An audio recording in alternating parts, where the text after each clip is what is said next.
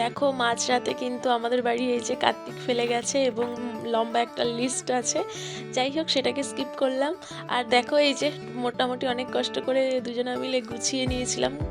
আর তারপরের দিন আর কি সকাল সকাল করেই তো যা পেরেছি মোটামুটি চেষ্টা করেছি সব রকম কিছুই করার। পায়েস করেছিলাম, খিচুড়ি অনেক করেছিলাম, তারপর মিষ্টি ছিল, ফল ছিল, আর আর কি যা যা থাকে মুখ টুকটাক এইসবই আর কি গুছিয়ে যেইটুকু দরকার সেইটুকুই করেছিলাম।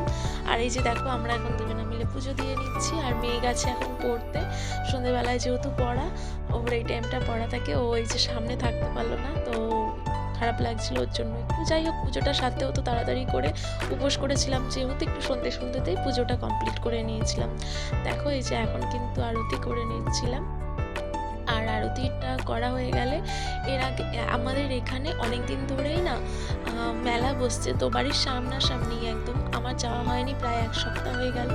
তো মেলাতে সবাই বোধহয় চলে গেছে, শুধুমাত্র বোধহয় সামনে থেকে আমিই এখনো যেতে পারিনি। যাই হোক আজকে এই যে ফাঁকা মেলায় চলে আসলাম। দেখো একটা মানুষ নেই, কারণ অলরেডি মেলা আজকে বোধহয় লাস্ট ডেট শেষ হয়ে গেছে। আমি বলতেও পারবো না, মোটামুটি সবাই ঘুরে ফেলেছে সেইটুকু দেখে বুঝতে পারছি। এই দেখো ঠাকুরেরকে প্রণাম করে নিলাম, তো খালি মেলায় ঘুরে আসলাম, কারণ মেয়ে তো পড়তে গেছে, ও আসার আগে আবার বাড়ি ঢুকতে হবে, গিয়ে এখন সবাইকে প্রসাদ দেবো।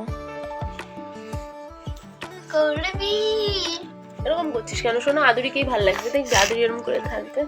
খাচ্ছে প্রসাদ, বা তা তো খাও। এবার আদুরি তাকাও, আদুরি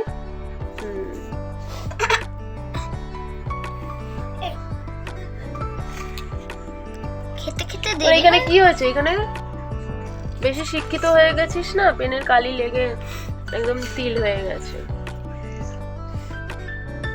আদুরি ভালো খেয়ে নিচ্ছে। আগুলো কি রাখে কোথায় কোথায় আছে বল। ওয়াও, বাহ, খুব সুন্দর তো তিলটা, তাই না? আদুরি হয়ে গেল তো খাওয়া? আর একটু দেবো খিচুড়ি? না, সত্যি দেবো? দেবো? কত ঢং!